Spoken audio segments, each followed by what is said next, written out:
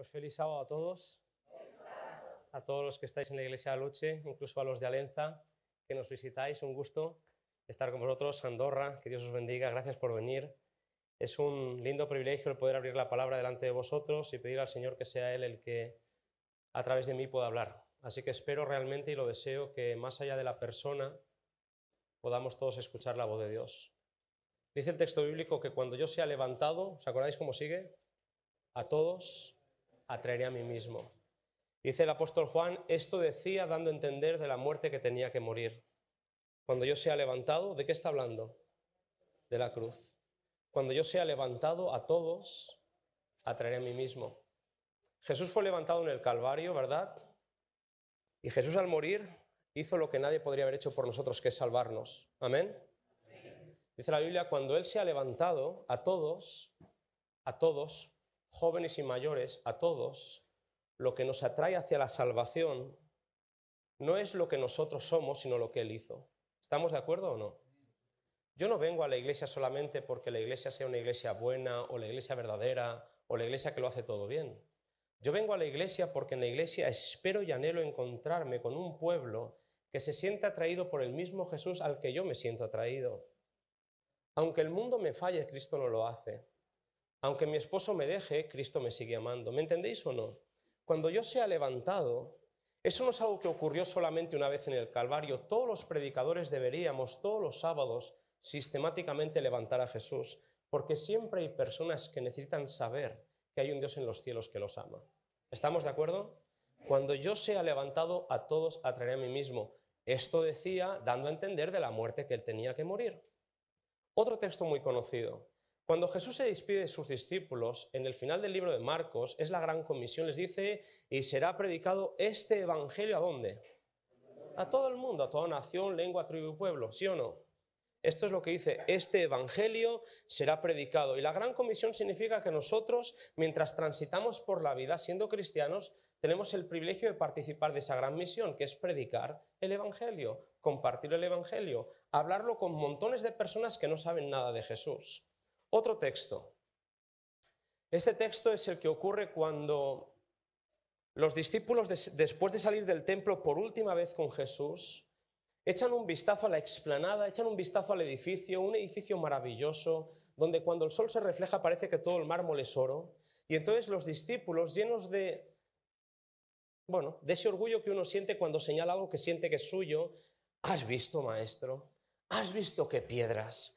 ¿Has visto qué edificio? Porque en realidad hay que entender a los judíos. Si había algo que para los judíos era símbolo de la presencia de Dios, era el templo. Si había algo que era símbolo de la presencia, de la bendición de Dios para ese pueblo, era el templo. Si había algo de lo que ellos se sentían especialmente orgullosos, era del templo. Y Jesús les dice una frase que ellos no esperaban. Os aseguro que de todo esto no quedará piedra sobre piedra. Esto se lo dice Jesús, y lo vemos bien en el texto bíblico, esto se lo dice Jesús cuando están todavía en la explanada.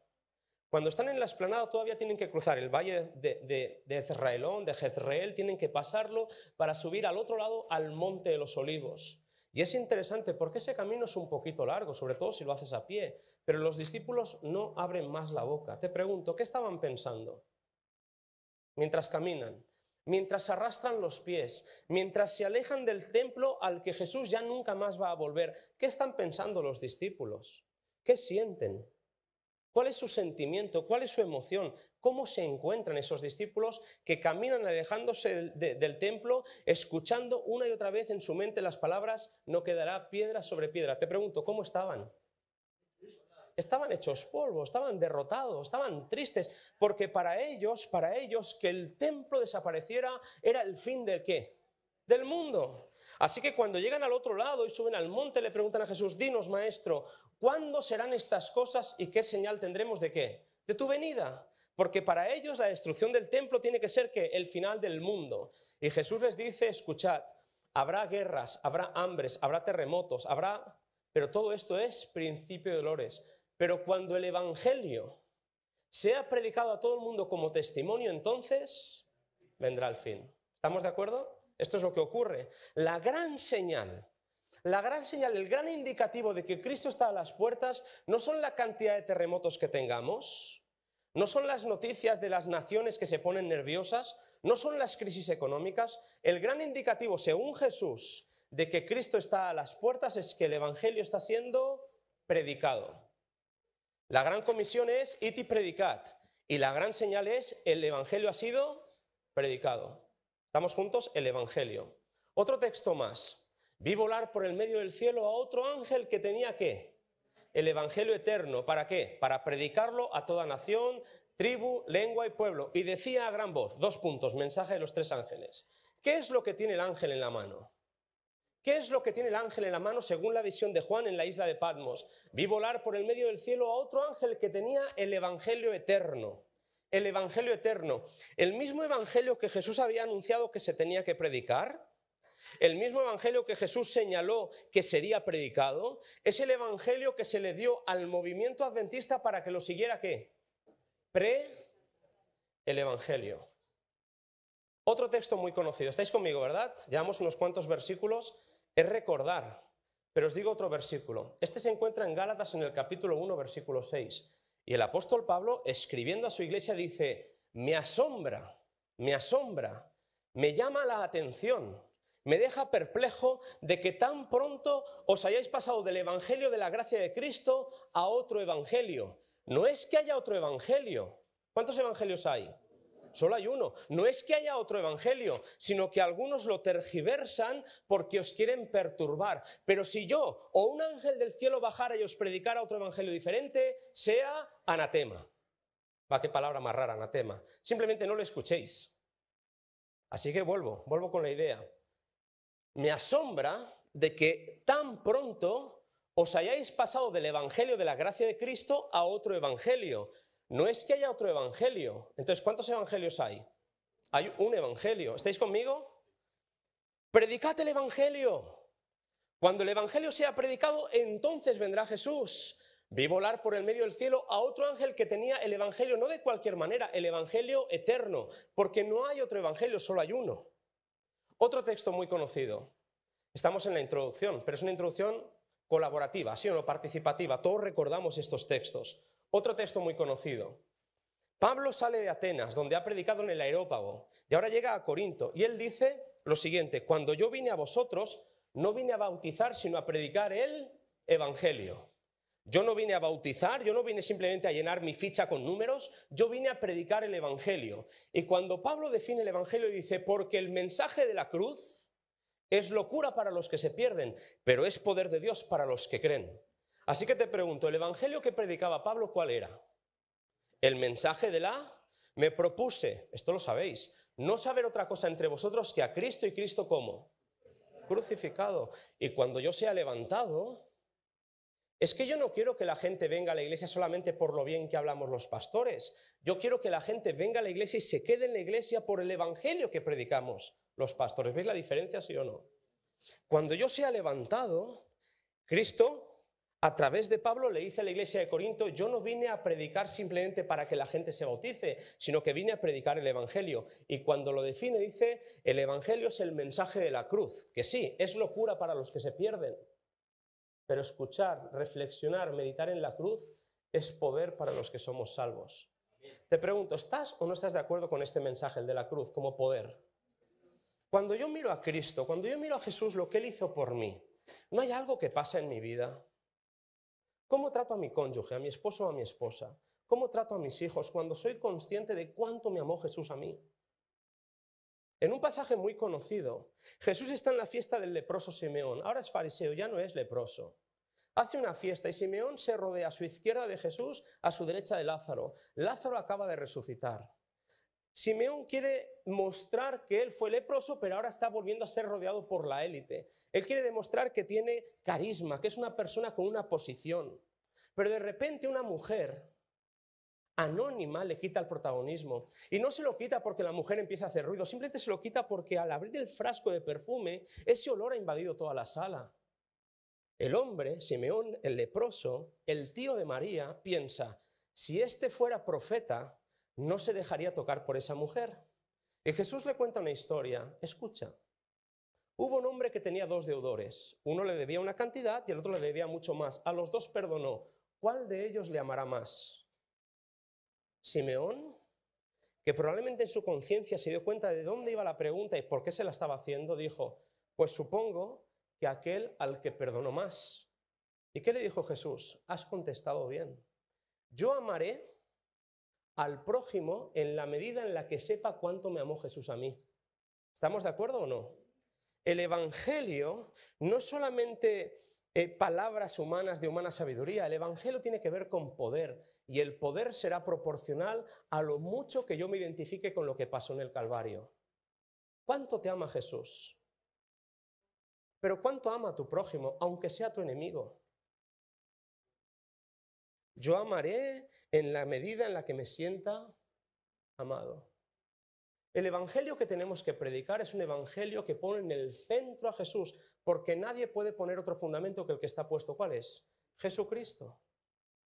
El mensaje de la cruz es locura para los que se pierden, pero es poder de Dios para los que somos salvos. Y yo te digo, si el mensaje de la cruz es poder, escucha este otro versículo para que veamos la identificación que hace Pablo entre el mensaje de la cruz y el evangelio. Hemos dicho en 1 Corintios que él dice, el mensaje de la cruz es poder para los que creen. ¿Amén? Pero mira lo que dice ahora, yo no me avergüenzo del evangelio. Yo no me avergüenzo del evangelio porque el evangelio es poder. Si el mensaje de la cruz es poder y el evangelio es poder, será porque el evangelio es el mensaje de la cruz. En el conflicto de los siglos hay una cita muy conocida que dice que la cruz de Cristo, escuchad, será la ciencia y el canto de los redimidos por toda la eternidad. Qué bonito. Vuelvo a decir, para los redimidos, para los que sean salvos, ¿hay alguno aquí en esta iglesia? Por favor, gracias. Para los redimidos, la cruz de Cristo será la ciencia, el objeto de estudio, y el canto, el objeto de alabanza de los redimidos por toda, no por 1000 años, no por 500 años, no por 5000, por toda la eternidad. Quedaremos asombrados. Nos va a maravillar. Necesitaremos estudiar más y más y más para comprender la profundidad de lo que pasó en aquella cruz. ¿Alguien me está entendiendo? Si el objeto de la cruz, si la cruz, no la cruz como un trozo de madera, sino lo que pasó, lo que simbolizó, lo que representó, lo que pasó en el Calvario, si eso va a ser el objeto de estudio y de ciencia de los redimidos por toda la eternidad, te pregunto, ¿por qué no empezar aquí y ahora? Si el evangelio es lo que tiene que ser predicado como testimonio, es decir, cuando dice testimonio significa que algo funciona, te ha funcionado a ti. Es muy triste ver personas que dicen creer en el evangelio, pero su carácter no ha sido transformado. Es muy triste ver personas que dicen que son libres en Cristo, pero son esclavas del pecado. El evangelio tiene poder para transformar cualquier circunstancia por la que esto está pasando. No son palabras, tiene que ser un testimonio. No importa por mucho que tú hables, si el evangelio no transforma tu vida, no sirve para nada. Eres un címbalo que retiñe. Es un sonido que no es claro. El evangelio funciona, porque el evangelio es poder. Pero el evangelio no es cualquier evangelio, porque solo hay un evangelio, que es el mensaje de la cruz. Esto no significa que nosotros como adventistas en el tiempo que nos toca vivir no enfaticemos también otras cosas, pero el fundamento tiene que ser el mismo. Cuando yo sea levantado, a todos atraeré a mí mismo. Hay personas que, como decía Carlos en su introducción, nos vienen por primera vez. Pero es que es posible, quizás no, pero es posible que esas personas que vienen por primera vez sea la última vez que vengan. ¿Qué se van a llevar esa única vez que han venido a vernos? ¿Qué mensaje queremos que se lleven?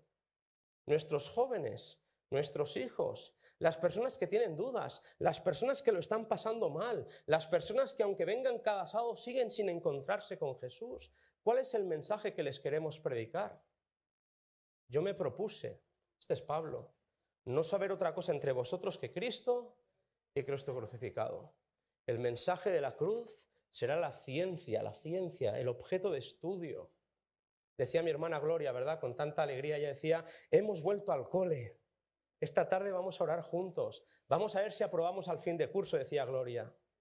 Pues esto es lo mismo, toda la eternidad va a ser una escuela. donde la lección maestra, la más profunda, la más complicada, no nos van a examinar, simplemente nos vamos a gozar, vamos a disfrutar estudiando y analizando qué pasó en aquella cruz. Pero también vamos a pasar toda la eternidad cantando, componiendo música, alabando por la grandeza de un cordero que fue capaz de quitar el pecado del mundo, sacrificándose a sí mismo. En la Biblia, en el libro de Marcos, encontramos el siguiente relato. Lo conocemos de memoria, pero lo podéis seguir si queréis. Estoy en el capítulo 9 del libro de Marcos y voy a pediros permiso para simplemente narrarlo de memoria tal y como yo lo recuerdo. Pero por si acaso me equivoco, mantened la Biblia abierta, ¿de acuerdo? Para que me podáis corregir. Empezamos en el capítulo 8 del libro de Marcos. Están caminando por la aldea de Cesarea de Filipo y Jesús le pregunta a sus discípulos: chicos, ¿quién dice la gente que soy? Unos contestan: tú eres alguno de los profetas. Algunos dicen que eres Juan el Bautista y otros dicen que eres Elías que ha vuelto. Jesús escucha y les pregunta: ¿y vosotros? ¿Quién decís que soy? En la versión de Marcos es Pedro el que contesta, también en Mateo, pero en la versión de Marcos la respuesta es más corta: tú eres el Cristo. En la versión de Mateo es un poquito más larga: tú eres el Cristo, el Hijo del Dios viviente.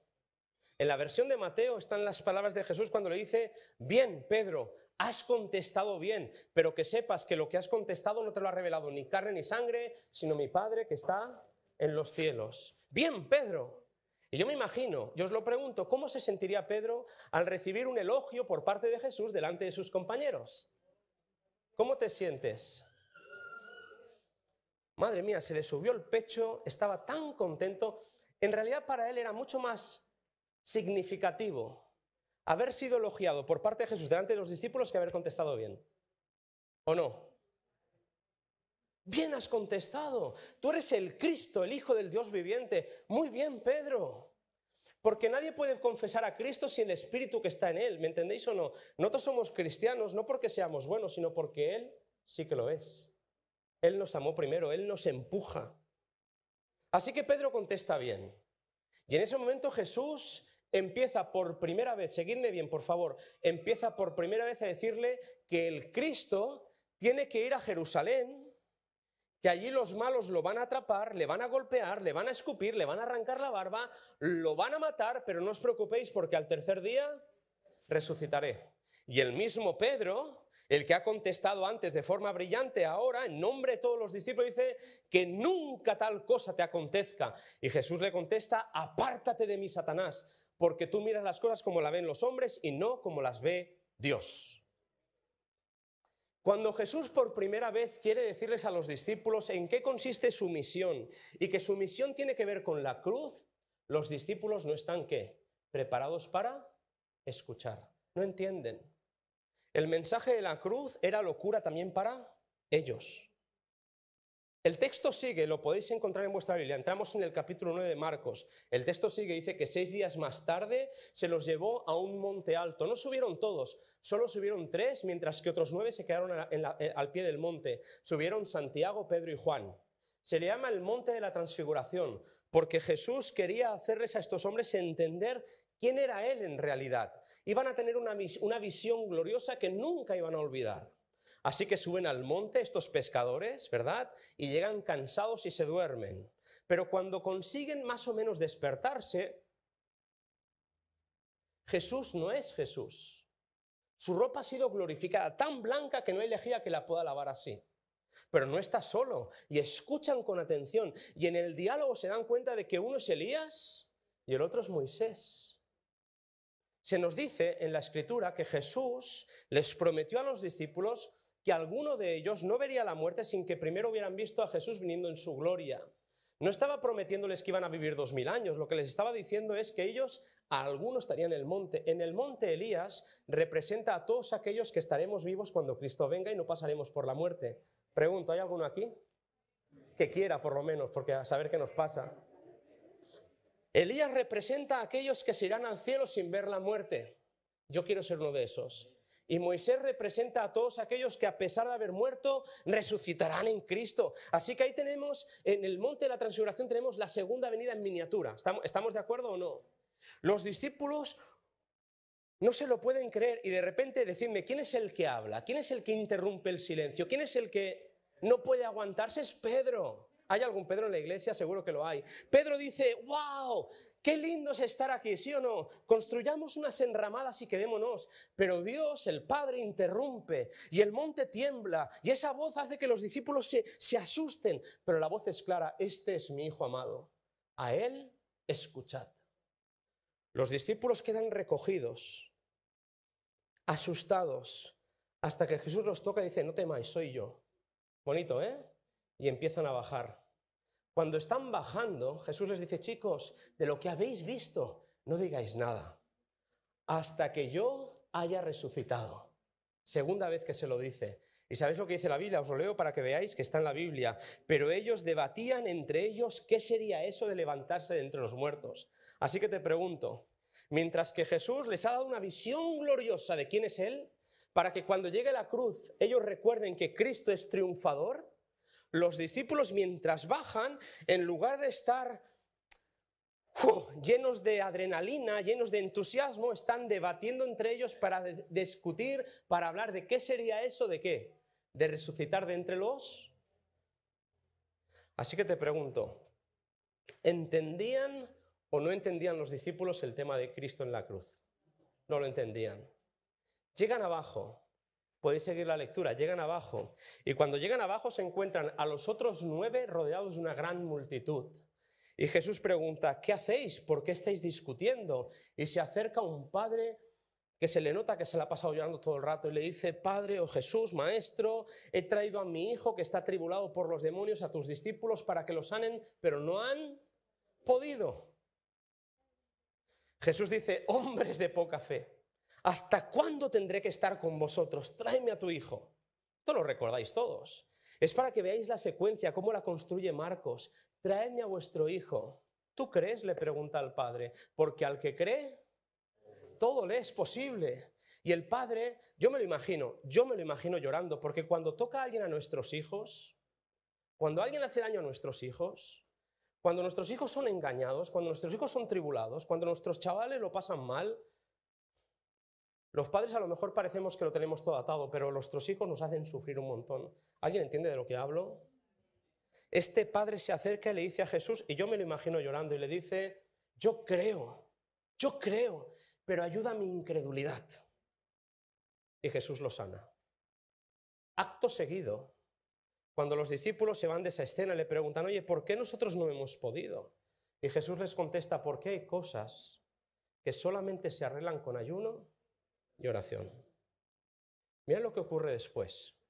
¿Tenéis vuestras Biblias? ¿Alguno tiene Biblia? Si tenéis vuestra Biblia, solamente vamos a leer un pasaje más. Dice así, estoy en el capítulo 9 de Marcos, versículo 30.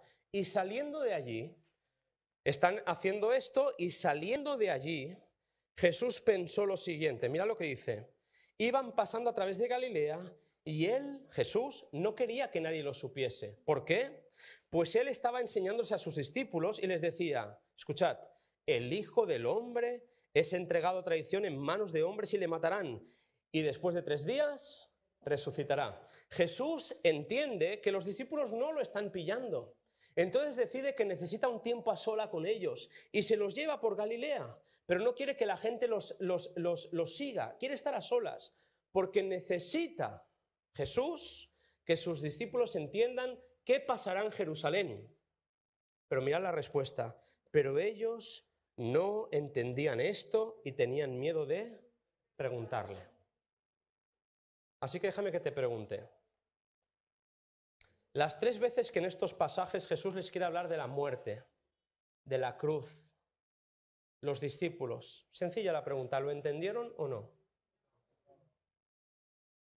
Salen de Galilea y vuelven a Capernaum. Esto es lo que dice el texto.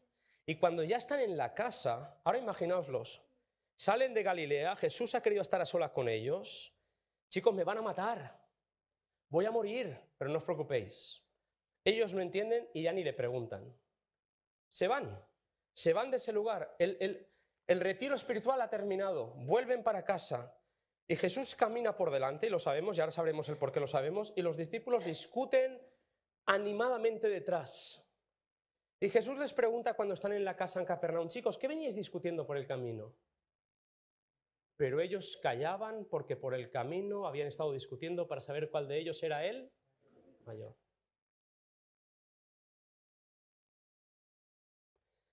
Ellos no entienden el tema de la cruz, pero tienen temas mucho más importantes que discutir. Juan, no Pedro. Curiosamente no es Pedro, es Juan. El que se acerca le dice, maestro, ¿sabes qué nos ha pasado por el camino? Además de estar discutiendo para saber cuál de nosotros era el mayor, nos hemos encontrado uno que en tu nombre hacía milagros y se lo hemos prohibido, porque no era uno de los nuestros. Iglesia, escúchame bien, iglesia. Una iglesia que pierde de vista la cruz es una iglesia que no tiene poder, es una iglesia que se la pasa discutiendo, peleándose, y es una iglesia que piensa que es la única y la mejor. Yo sé que es una conclusión que quizás nos moleste, porque se nos ha dicho siempre que la iglesia adventista es la iglesia remanente. Y el mensaje que nosotros predicamos es el mensaje que el mundo necesita escuchar. Yo estoy de acuerdo. Pero una iglesia que solo predica pero no vive el evangelio es una iglesia que está muerta.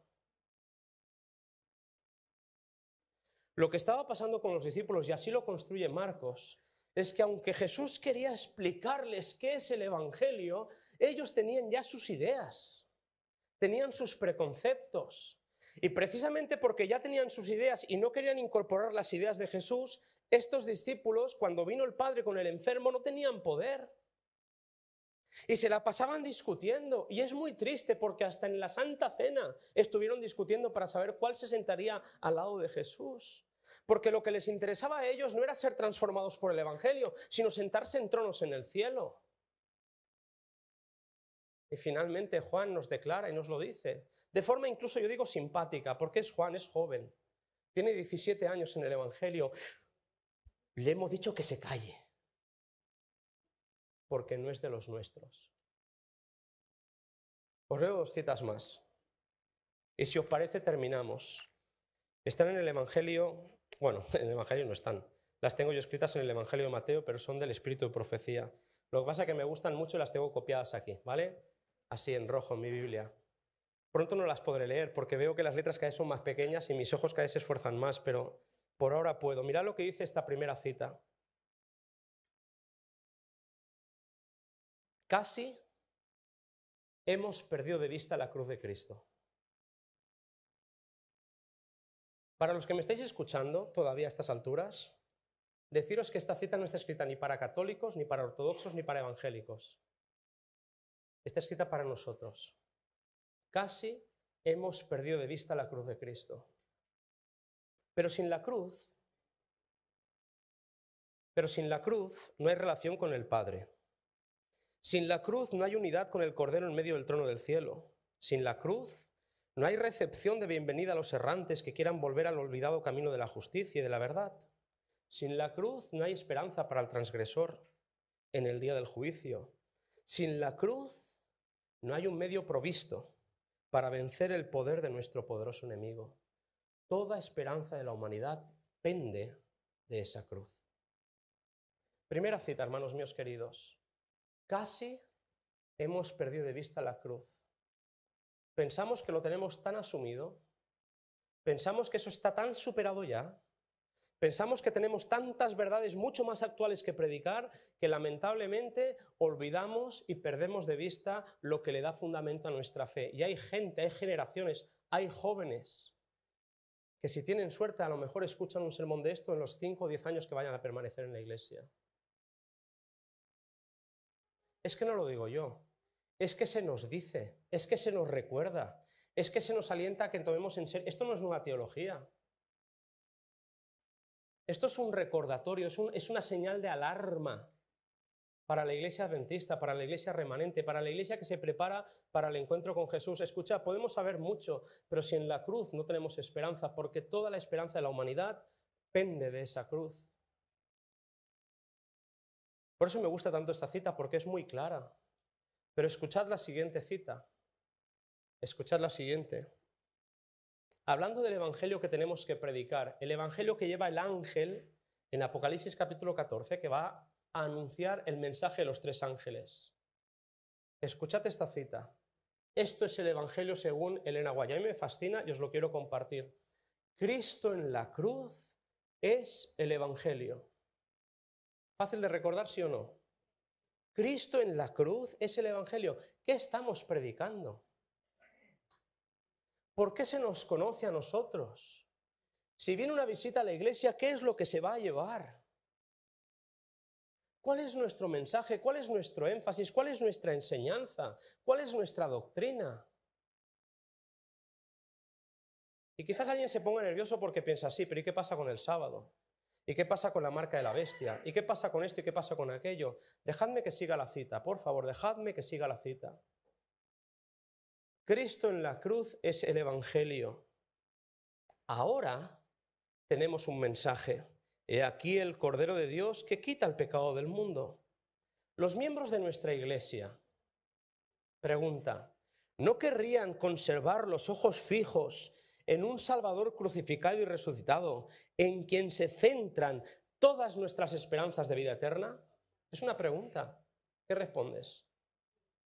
¿No querrán los miembros de nuestra iglesia mantener los ojos fijos, no en lo que hacen unos y lo que dejan de hacer los otros, sino en un Salvador? Es que se nos va a notar dónde tenemos la mirada, en cómo nos tratemos los unos a los otros. Es una pregunta que ella hace. ¿No querrá nuestra iglesia volver a mirar a Jesús, al que lamentablemente a veces perdemos de vista con tantas historias? Ahora tenemos un mensaje. Cuando hemos entendido que Cristo en la cruz es el evangelio, ahora, es ella quien lo dice, ahora tenemos un mensaje. Mirad cómo sigue la frase, mirad. Este es nuestro mensaje, nuestro tema, nuestra doctrina, nuestra advertencia al impenitente pecador, nuestro estímulo para el sufriente, la esperanza para cada creyente. Si podemos despertar el interés de los hombres para que fijen los ojos en Jesús, podremos entonces ponernos a un lado y pedirles únicamente que continúen mirando al Cordero de Dios. Este es nuestro mensaje. Esta es nuestra doctrina. Esta es la esperanza para el que está desesperado.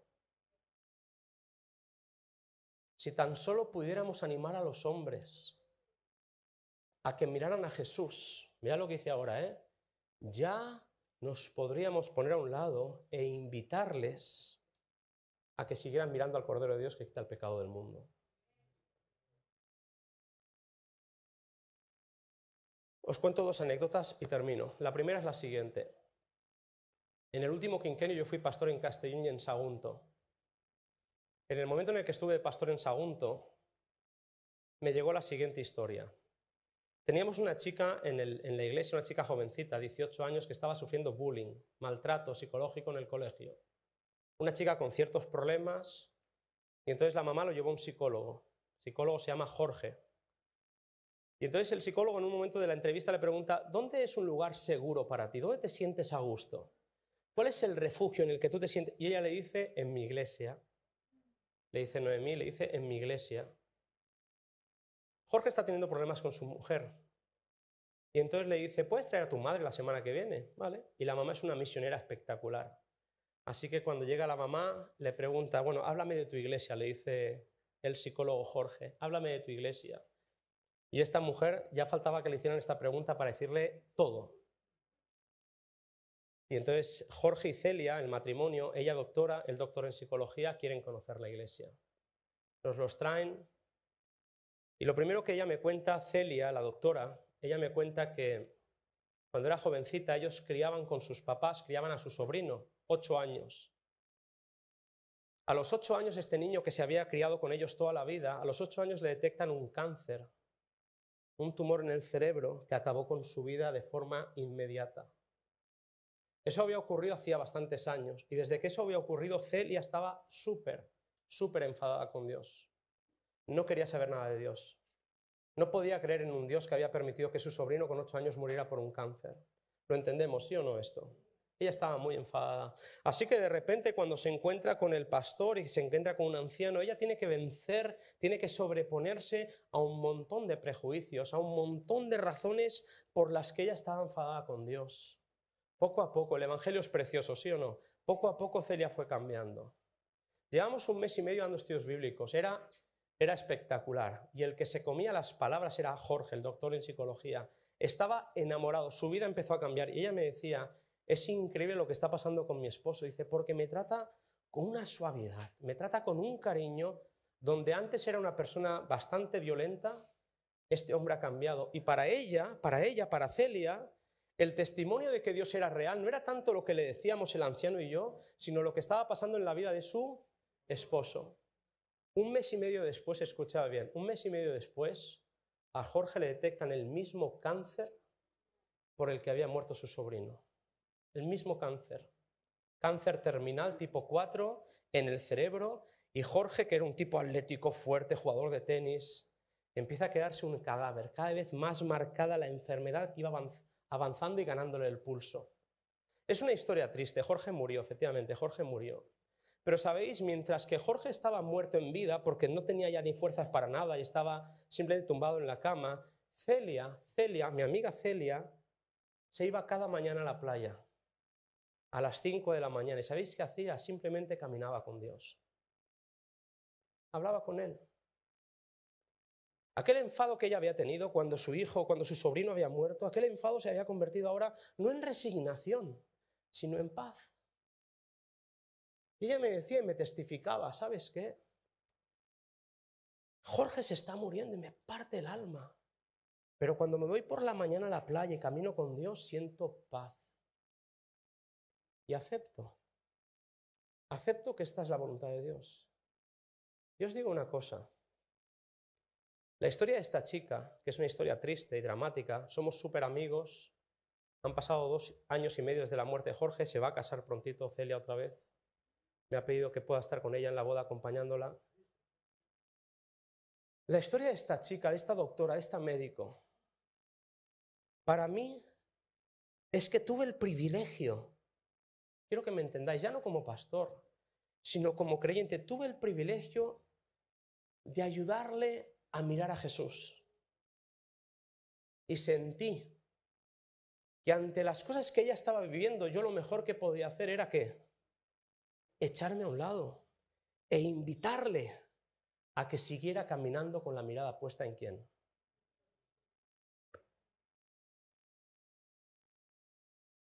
Mis vecinos de abajo, yo vivo en Coslada, no sé si hay alguien de Coslada aquí en esta iglesia, ¿no? ¿Tú eres de Coslada? Ah, que te estabas abanicando. Que Dios te bendiga.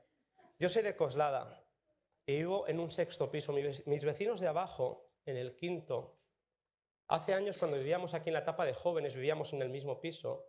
En el colegio Timón, en el colegio adventista, se pidió a los niños que hicieran una actividad especial. Tenían que regalar Biblias a los vecinos. Tenían que elegir 3 vecinos y regalarles una Biblia.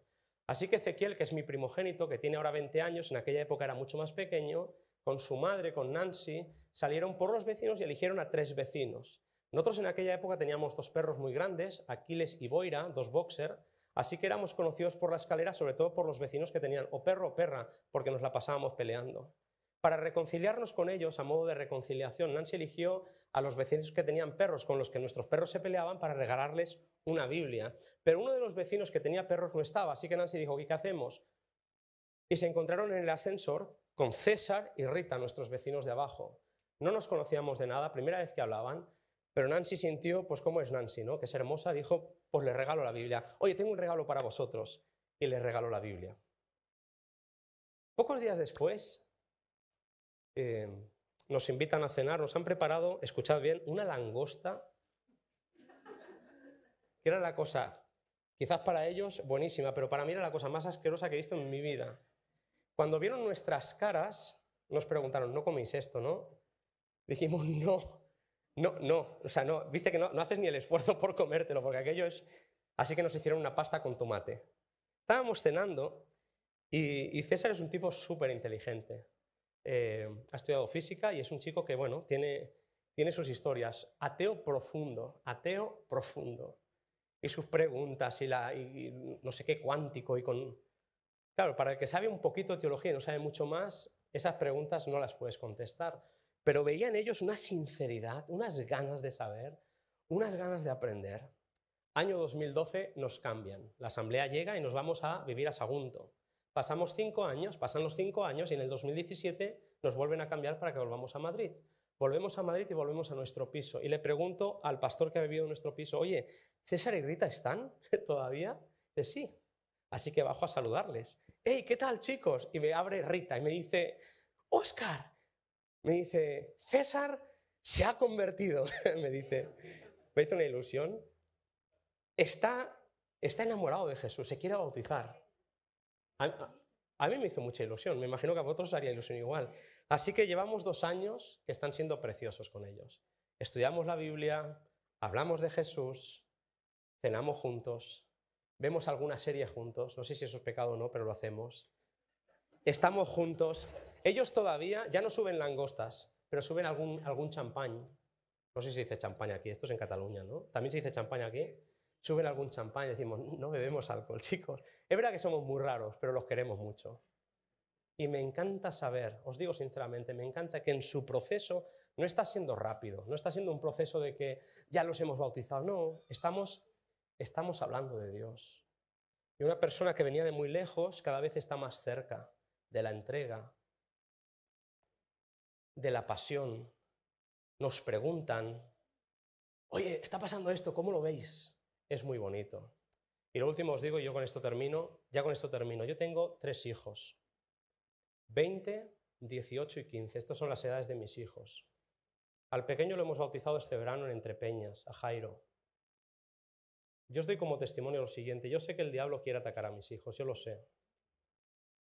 Lo he sabido desde que mi hijo mayor tiene 12 años, yo sé que el diablo ha querido atacar a mi hijo, de forma muy especial al mayor. La lucha que yo siento como padre no es tanto porque mi hijo permanezca en la iglesia, sino porque nunca se separe de Dios. ¿Alguien me entiende? Los miembros de iglesia, querida iglesia de Aluche, los miembros de iglesia no querrán vivir con la mirada fija en el Salvador, crucificado y resucitado, en quien se cifran todas nuestras esperanzas de salvación. Si tan solo pudiéramos empujar a los hombres a que miraran a Jesús, ya nos podríamos echar a un lado y decirles, seguid mirando al Cordero de Dios que quita todo el pecado del mundo. Es lo que deseo como padre, es lo que deseo como pastor y es lo que deseo para cada uno de nosotros. Que Dios os bendiga. Feliz sábado. Oramos. Padre querido Señor, esta iglesia de Aluche en esta mañana acepta la invitación, Señor, a seguir mirando a Jesús. A continuar, Señor, siendo transformados por esa mirada, Padre, que en el Espíritu, Señor, quita de nosotros todo aquello que sobra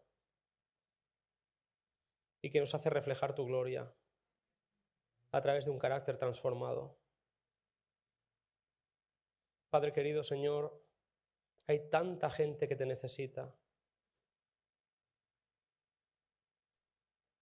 Hay tantos vecinos, tantos amigos que lo pasan mal y que necesitan saberse amados, perdonados, redimidos.